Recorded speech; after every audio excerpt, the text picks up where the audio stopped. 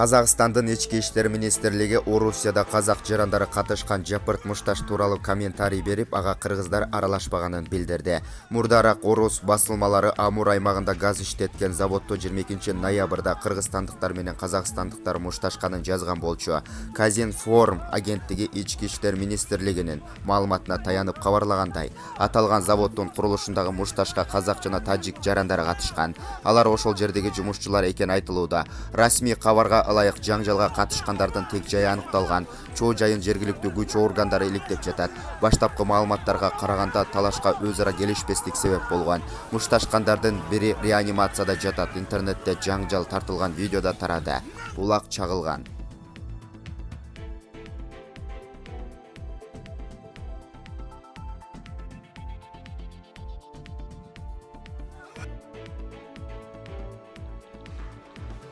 Өгөйлөгөн аталардан өткөн мыкаачылар жок болсо керек. Төмөк окуя Чүйдө 2018-жылдын 14-майында болжол менен саат 21:00 болуп өткөн. Конокко барып мас болуп келген өгөй ата 10 жаштагы кызын катуу сабап тепкилеп салган. Кыздын апасы менен чогуу конокко кетип, апасынан мурун келип, кыздан апасын кайда экенин айтып берүүнү талап кылып, анын билбейм деген жообуна жини келген өгөй ата кызды тепкилеп, анысы аз келгенсип өгөй кызынын башына чыгып алып тебелеген. Анын бул кылыгы үчүн сот аны 1 жылга эркинен ажыраткан.